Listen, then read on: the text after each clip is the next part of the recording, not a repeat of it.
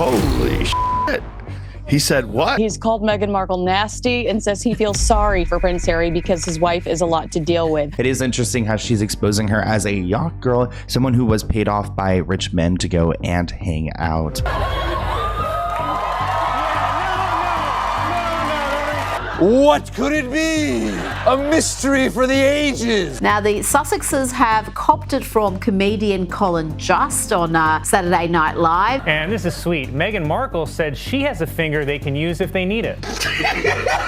What started as a throwaway punchline on Saturday Night Live has now exploded into one of the most unexpected celebrity showdowns of the year. Colin Jost, known for his sharp tongue and snarky weekend updates, took a jab at Meghan Markle during a recent segment casually referencing the infamous yacht girl rumors that have haunted her name for years. On the surface, it seemed like standard SNL satire. A few laughs, some side eyes, and move on. But this time, something was different because Meghan Markle did not laugh. According to sources close to the Duchess, the moment the clip started spreading online, her team went into full lockdown mode. She was furious, not just about the joke itself, but about what it represented, a return to the same tired narrative that's been used to smear and diminish her from the moment she stepped into the spotlight. The so-called yacht girl photos, long denied and discredited, were suddenly back in circulation, trending on Twitter, dissected on gossip channels, and thrown around in TikTok comments like ammunition. And for Meghan, who's worked relentlessly to rebrand herself beyond the palace drama, this wasn't just a jab, it was a direct hit, and she hit back. Not with a fiery tweet or dramatic video. No, Meghan's retaliation was calculated, deliberate, and very telling.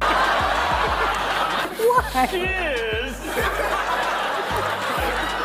Was just sterile and awful, and I hate her. I'm so sorry, I really do. Insiders say she reached out to allies in the media. Others point to a veiled response issued through close friends. One thing's clear, Meghan was done playing nice, and the moment she clapped back, the internet lost its mind. But here's where it gets even more complicated, because this isn't just a story about one joke gone too far. It's about power, perception, and the double standard that women, especially women of color, face in the public eye. It's about how society chooses to remember people, and how hard it is to escape a past you didn't ask to be written for you. And if you think this controversy ends here, just wait, because the deeper you dig, the more you realize. This wasn't just a punchline, it was a warning shot. He smirked, the audience laughed, but behind that smile, a storm was brewing. It all started on what should have been just another weekend edition of Saturday Night Live. Colin Jost, seated behind the iconic Weekend Update desk, delivered a line that landed with the usual sarcasm and charm. But for Meghan Markle, the punchline wasn't funny, it was personal. With that signature dry delivery, Jost made a reference that immediately triggered online shockwaves, a not-so-subtle jab at the long-circulating yacht girl rumors that had plagued Meghan for years. While he didn't explicitly name the photos or go into graphic detail, the innuendo was unmistakable. The audience let out a half-laugh, half-gasp, the kind that signals a line has just been tiptoed or possibly trampled over. It was the kind of joke that seems harmless unless you know the full context, and Meghan knew it all too well. The so-called yacht girl narrative had followed her from the moment she entered the royal spotlight. Old, grainy photos of her vacationing with wealthy elites used to push unproven claims that she had a questionable past, often laced with sexist and classist undertones. Despite years of denials, debunks, and total lack of evidence, the label stuck in internet corners desperate to tear her down. For someone trying to evolve beyond the royal drama, that one-liner dragged Meghan right back into the mud, and she wasn't about to let that happen quietly. The joke may have lasted 3 seconds on air, but its aftermath is still unraveling, and it set in motion a fiery response from Meghan and her camp that no one saw coming. What Jost framed as comedy, Meghan saw as a calculated strike, a public call-out wrapped in a smirk. And while most celebrities shrug off SNL bits as satire, Meghan decided this time she was going to respond loudly.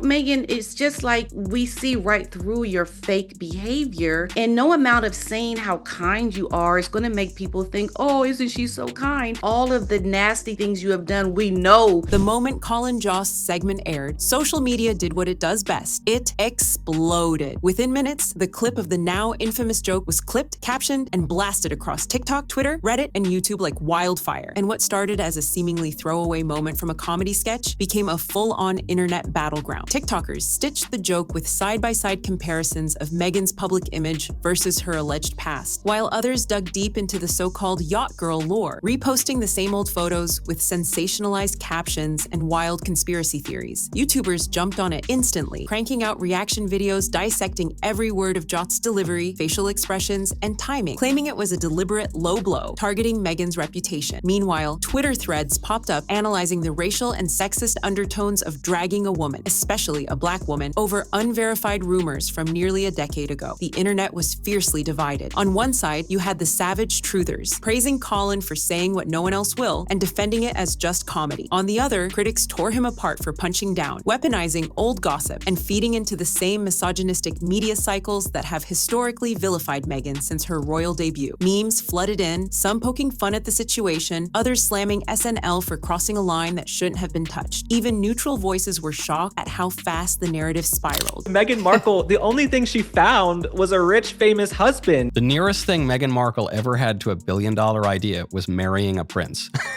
The video had millions of views across platforms within 24 hours, and the controversy was being covered by mainstream outlets by Monday morning. Meghan didn't even need to speak. The war was already underway without her. The virality wasn't just about the joke anymore. It was about what it represented. A public figure trying to move forward, dragged backward by a culture that refuses to let her rewrite her story. As the online chaos escalated, Meghan Markle herself remained conspicuously silent, at least publicly. No tweets, no interviews, no Notes app apology or clarification. But behind the scenes, her camp was moving fast. According to insider reports from media outlets close to her inner circle, Meghan was absolutely livid, not just about the joke itself, but about how quickly it reopened old wounds she spent years trying to close. And instead of issuing a direct rebuttal, she reportedly did what savvy public figures often do. She let her circle do the talking. Close friends began posting cryptic Instagram stories, quotes about resilience, being dragged for your past by people who never lived it, and the dangers of public perception.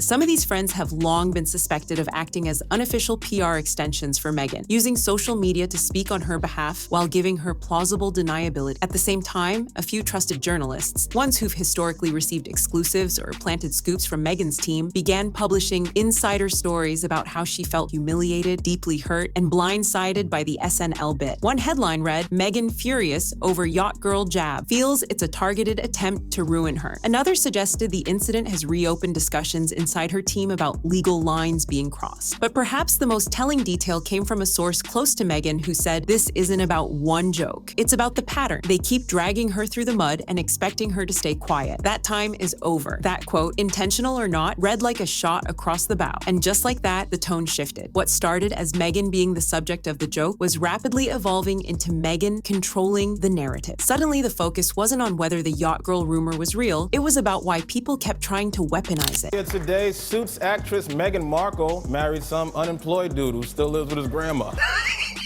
Listen, I brought Meghan Markle, whatever her name is, to my Deal or No Deal celebrity golf tournament. She was one of my Deal or No Deal girls that were, she was a caddy for all of my celebrities. Why this woman keeps becoming the target of smear campaigns long after she's exited the institution that once tried to contain her. Meghan didn't need to say a word. The internet was already connecting the dots, and her allies had drawn the battle lines in bold ink. On the surface, Colin Jost's jokes seemed like typical late-night humor, edgy, sly, and vaguely referential. But for Meghan Markle, it struck at something much deeper, far more personal, and undeniably painful. This wasn't just a recycled internet rumor. It was a symbol, a weaponized piece of her past that the public has repeatedly used to question her worth, credibility, and even her character. The yacht girl narrative, for those unfamiliar, is rooted in an unproven allegation that Meghan spent time on luxury yachts in her pre-royal days, allegedly socializing with the rich and powerful in ways tabloids love to scandalize. The term itself is loaded, a coded way of demeaning women, especially women who rise from humble beginnings into elite circles. It's rarely, if ever, used for men. For Meghan, who grew up biracial, middle class, and far from Hollywood royalty, the rumor represented a calculated effort to drag her down the moment she dared to elevate. Long before she married into the British monarch, Meghan was already working, acting, hustling, and building a brand for herself. But the moment her relationship with Prince Harry went public, the media began rewriting her story. Suddenly, she wasn't an ambitious actress. She was social climbing. She wasn't a philanthropist. press, she was manipulating, and the old photos of her on vacation, often taken without her knowledge or consent, became twisted into a salacious conspiracy theory. When Jost referenced that, knowingly or not, he didn't just echo a tabloid headline. He echoed a legacy of classist and racist double standards that Meghan has fought for years. As author Kirby Sommers suggested, that the then Meghan Markle likely spent time with Prince Andrew and Jeffrey Epstein before she even met Prince Harry. It was planned from the beginning. She denied being interested in the royal family, which she totally was. I know someone who knows the ex-husband who said she had a vision board with Prince Harry on it. The British press already subjected her to relentless scrutiny, questioning her skin tone, her motives, even her baby's legitimacy. So when American comedy platforms like SNL pick up those same dog whistles and broadcast them to millions, it cuts in a way that casual viewers might not understand. It reinforces the idea that no matter how far Meghan runs from the palace, the world will always try to drag her back to the shadows. That's why this joke hit differently. It wasn't just about her, it was about a system that refuses to let certain women rise without a fight. If there's one thing the royal family does better than anyone else, it's say nothing while saying everything. In the wake of the Meghan Colin Jost firestorm, Buckingham Palace didn't issue a statement, didn't blink publicly, and didn't break form. But silence has always been their loudest weapon. And for those paying attention, it was impossible to ignore the subtle shift in posture. Royal insiders hinted to tabloids that there was concern over the renewed media attention Meghan was drawing, especially in light of her ongoing brand deals and future content partnerships. Some even whispered that certain senior royals believed she was inviting controversy by allowing her team to fan the flames. Never mind that she hadn't actually said anything, the optics alone were enough to stir quiet disapproval. That's how the firm operates, through controlled leaks, anonymous briefings, and well-placed sources that shape the narrative without ever leaving fingerprints. The underlying tension, Meghan left the monarchy to escape this exact kind of toxic game. Yet here she was again, not as a working royal, but as a civilian, being scrutinized for how she reacts outside the palace walls. And while the public expected a clapback, the royal family seemed to expect the opposite, quiet obedience. It's the same expectation they've held for generations. Stay silent, never explain, and endure. That Meghan Markle really did expect Harry to be a billionaire when she met him. She was incredibly disappointed to find out he's only worth a couple million, and she's gonna have to actually work and hawk these jams and jellies and dog biscuits to have the lifestyle that she wants. Meghan broke that rule the moment she sat down with Oprah, and she shattered it again with every appearance, podcast, and project that dared to center her voice. Now, by refusing to let a tasteless joke slide, she was once again seen as the disruptor, the American outsider who won't fall in line. Some royal commentators described the incident as embarrassing for the institution, while others warned it could damage any hopes of reconciliation. And yet, the palace refused to comment officially, not because they weren't watching, but because their silence was the comment. For Meghan, that silence probably rang louder than any punchline. It was a reminder that no matter how far she tries to distance herself from the crown, she will always be measured against its shadow and judged for how far she strays from its rules. As the Meghan Markle controversy continued to spiral, the spotlight turned back toward Colin Jost, and suddenly the joke wasn't just a joke anymore. It became a cultural litmus test. Some hailed him as a savage truth teller, unafraid to poke fun at powerful figures who carefully curate their public image. In online comment sections and YouTube breakdowns, fans argued that comedians should be allowed to target anyone, especially celebrities who control massive media empires, Netflix deals, and million-dollar PR machines. She wanted fame, now she gets the roast, one tweet read, gaining tens of thousands of likes. Others defended him under the flag of free speech, insisting that no one, not even a duchess, should be exempt from satire. But then came the other side. Critics weren't just outraged, they were disturbed. A growing number of viewers began dissecting the power dynamics at play. A white male comedian on one of the most influential comedy platforms in the world, taking a jab at a biracial woman who's already been relentlessly targeted by the media for years. What made it worse for many was that the punchline wasn't just edgy, it was lazy. Rehashing an unverified sexist rumor that tabloids had long used to smear Meghan didn't feel clever. It felt cruel and tone deaf, especially in a post-Me Too, post-royal exit media landscape, where we've supposedly become more aware of how jokes can reinforce toxic narratives. Royal family, you should be so thankful this woman wanted to leave, because she's not going to bring any good to the branding of royal. She's going to downgrade it to a level of ghetto, and that's what it is. This is just bad. Articles surfaced accusing SNL of punching down, while advocacy voices began questioning why Meghan, again, had to be the butt of jokes rooted in misogyny and racialized slut-shaming. Even fellow comedians chimed in. Some defended Jost's right to joke, others admitted the bit felt cheap and tired. The backlash wasn't just about Meghan, it was about a broader cultural fatigue with jokes that rely on degrading women for a laugh. In a time when public figures are being held accountable for weaponized humor, Yacht's moment became a case study. Was he just doing his job, or did he cross a line that comedy can no longer afford to ignore? That's the question echoing across Twitter, podcasts, and op-eds. And while Jost has remained silent so far, the reaction speaks volumes. Because in this new era of hyper-aware audiences, even a 3-second punchline can set off a firestorm and possibly leave a lasting scar. At its core, the Colin Jost Meghan Markle controversy is no longer about one joke, one woman, or one moment. It's become something bigger, a cultural pressure point that's forcing people to confront the blurred line between comedy and cruelty, accountability and obsession, freedom of speech and targeted humiliation. And the question everyone's now asking is, was this character assassination disguised as satire? Because for years now, Meghan has become a lightning rod, not just for gossip, but for deeply embedded biases that still dominate media narratives. Her every move is dissected, her intentions questioned, her past relentlessly dredged up, often in ways no male royal or even other female celebrities ever experience. What this moment reveals is the public's hunger, not just to consume Meghan's story, but to control it. The Yacht Girl narrative, like so many others, isn't about truth. It's about punishment. It's about reminding a woman who dared to rise that she should never forget where she came from. And whether it's late-night comedians, British tabloids, or armchair critics online, the constant return to that narrative serves a clear purpose: to undermine her legitimacy, her dignity, her transformation. The bigger question is why so many still find that entertaining. Why is it so hard for society to allow certain women, especially women of color, to evolve without attaching them forever to the most demeaning version of their past? There's a stark difference between holding powerful people accountable and dragging someone through the same mud over and over for viral clout. We broke the news that she had Prince Harry on her vision board when she was younger. That was her goal,